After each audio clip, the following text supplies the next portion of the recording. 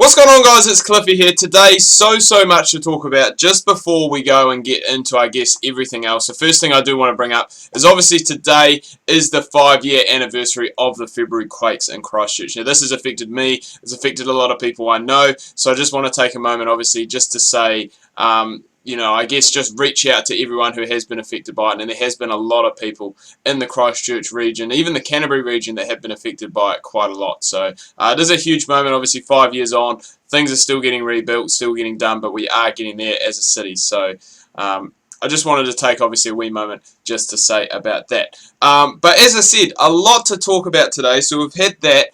The next thing is obviously channel related, and that is the Cliffies Champions League. Now, that is going to be coming back your guys' way this Sunday, the 28th of February. We did the draft last night, got everything sorted. Team lists hopefully are going to be up tonight, if not tomorrow, so you guys can see what team you're in, and then we're going to go and get things rocking and rolling. So really looking forward to that. Can't wait for it to start. It has probably been, it feels like it's been forever since we've had it. 3 new teams obviously this time around, so really excited to see how they go. The 5 existing teams, and quite a lot of player movement as well. But saying that, when I was looking last night, there's quite a few players that have actually gone and stayed in their original team from the draft, which is quite cool as well. So they can go and obviously build up, I guess, support for that club that they are playing for. Ooh, I thought that was almost a caught and bold opportunity, but not quite. So we've done that. We've spoken obviously about the 5-year anniversary of the February quake. I'm just trying to think what else I had to say. Old man Vittori probably saving a fall there. He was the star of last episode. Let's hope he can go and do it again. So right, we've had that. Hamish Rutherford, what the hell? This guy's taken like 5 for. He has honestly taken, I've got to have a look at this. 4 for, sorry, he's taken 4 for 28. But Jesus, for a guy who doesn't bowl, that is still absolutely outstanding. We've got them on the ropes, but I am going to switch back. I'm going to switch back to an offensive field just so we can go and try and get some catches as well, possibly. That's, I don't know what he was trying to do there. But we've had that. Obviously, we're going to talk about the Hagley Oval Test match. Obviously, Brendan McCullum, day 1. What a special way to play off in your final test. Now has he's got the record for the world's fastest Test 100, coming off just 54 balls, beating Misbah-ul-Haq and Sir Viv Richards. So what a way for him to finish off his Test career. And obviously still an innings left to go. And New Zealand going into day 3 are a little bit on the back foot. Australia only 7 runs behind with 6 wickets left in hand. So they will probably get, I'd say, a pretty comfortable first innings lead.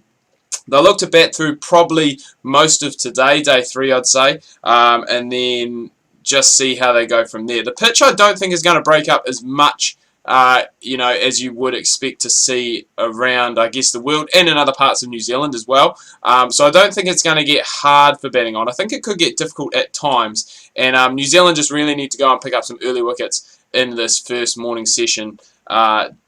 Just to go and, I guess, carry on and try and limit that first innings lead for the Australians. That's a better over, just the 2 runs coming off it, so we will definitely go and take that. I've just remembered another thing I was going to talk about. I did say a wee while ago that I was looking at getting a new microphone. Now, that arrived, I think... Why am I not getting a bowl? I don't understand. That arrived on, from memory... I'm trying to remember when it arrived now. I think it arrived Friday night. So it arrived Friday night, all good. Didn't get a chance to use it till Saturday. Was going to have a wee play around, wee test of it on Saturday night. Went to go and do it, plugged it in, didn't work. So now I've gone and obviously emailed the seller. I've said, what's going on, mate? My microphone's not working. Sort it out for me, please. So, oh my goodness, I have not seen that. I have not seen an inside edge on this game. We just saw one there. This patch has brought out so many new things. Obviously, a lot more edges.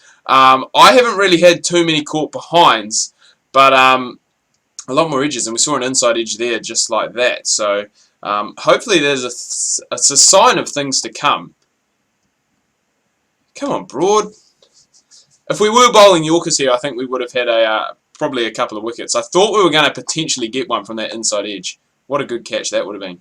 Nudge that one down. Just go and pick up the one, and Craig Keyswetter is going to be the man on the final delivery. Another game, actually, England did play overnight in the second T20 against South Africa. I think South Africa won that series 2-0. I think for some reason it was just a 2-match T20 series, which is quite strange. But England, a lot of people have said in that game, went back to their old self. I think they lost, I think it was about 7 wickets for 14 runs. So it started off very well and then just absolutely collapsed towards the end. South Africa got there very comfortably in the end. I think they were chasing about 170 and got there very, very easily. So hopefully we are going to get a bat today as well. Yeah, South Africa got there very easy. I think AB de Villiers hit about 71 off 29, and Hashim Amla was about 68 or something, not out at the end. So, very comprehensive victory for South Africa. And I mean, you always have to think the South Africans are one of those sides that if they turn up at a tournament, you know, obviously they don't have the greatest record, but they're one of those sides that if they turn up, like their T20 side, they have got the quality to win this World T20 that is coming up. I mean, when you look at some of the players, they've got match winners, they've got de Villiers, they've got Ambler, they've got du Plessis. I'm pretty sure David Miller's playing. Bowlers, you've got Dale Steyn, who obviously a very, very good bowler. Morne Morko, I think, is playing. You've got the young, I'm trying to think who the new young guy is. I think it's Rababa, who's playing for them. You've got David Visa, you've got Chris Morris, who's really evolved into an all-rounder. He also has IPL experience. A lot of these South Africans have IPL experience, which is a huge boost for the South African side. And I think... Oh, God, that was a bit risky. I think that could potentially be the difference. Because they do have that IPL experience, you know, they could go and get far. And I think that's where New Zealand, with a couple of their players, I mean, Nathan McCullum especially, he's got quite a lot of experience. Obviously, not just playing IPL, but playing in India, playing in Pakistan. He's been taking part in the Pakistani Super League recently, even though that's not in Pakistan, it's in Abu Dhabi, I think. But, you know, similar kind of thing. And we've almost played 2 on just like that. I can't believe we're struggling to chase this. We're only chasing, I think, about 115. And I just, for some reason, cannot get anything away whatsoever. And it is just a little bit frustrating. But England were in a similar situation to this, and they did manage to go and get up there. 62 off 59. So it's still not out there, you know. We still don't have to go at a rate of knots. And for some reason or another, this New Zealand side, the batsmen and the bowlers are round the wrong way. So basically, we've got some very good batsmen still left to come. I'm quite lucky that that actually went to the keeper's end, because if it had gone to the bowler's end, we were going to be in a little bit of trouble. But Dan the Man Vettori, hopefully he can carry on his good form and continue to go. Anderson, I'm guessing this is probably his 3rd over. 3 for 21. So if we can play him out, play out Broad, play out Finn as well, then we're going to go and obviously just be left with the part-timers, left with Kieswetter, who for some reason bowls in this game. I don't think he ever bowled in his life. He was a wicket-keeper before he had to retire due to his eye injury. But, man, we are struggling here today. We're laying bat on ball, but we just can't seem to hit the gaps or even get the ball off the block. There's another one. It's just sitting there.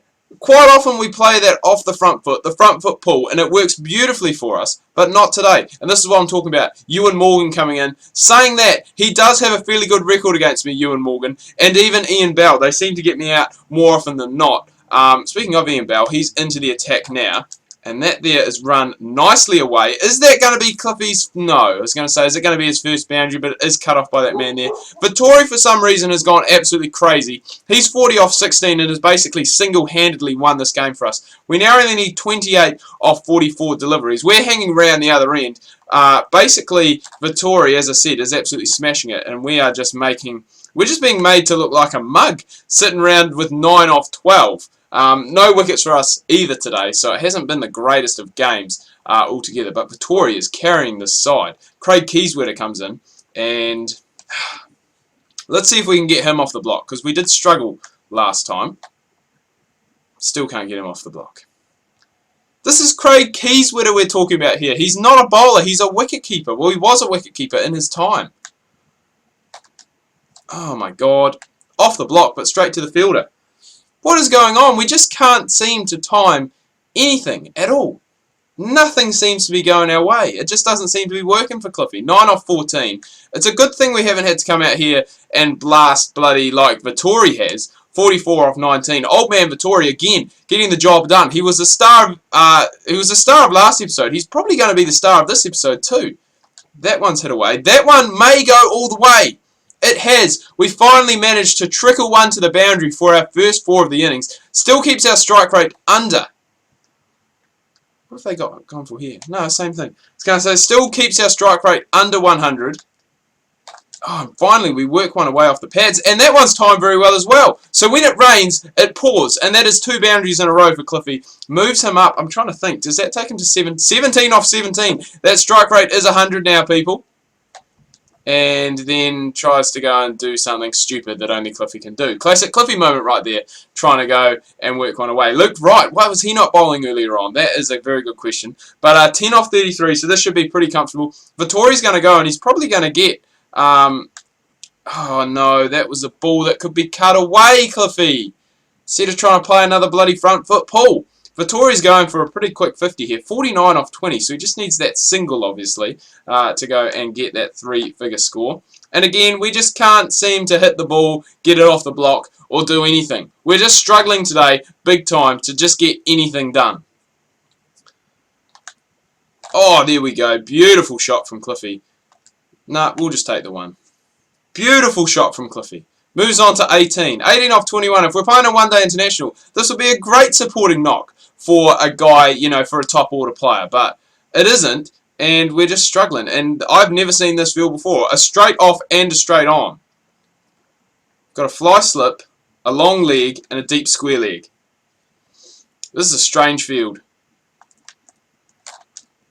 But you don't have anyone back there. And that is one of our most favoured productive areas. That's where we do seem to hit quite a lot of boundaries. Just the 5 needed now, 5 off 29. We are back up to a strike rate of 100. Oh, we've hit that aerially. Oh, we're going to run ourselves out.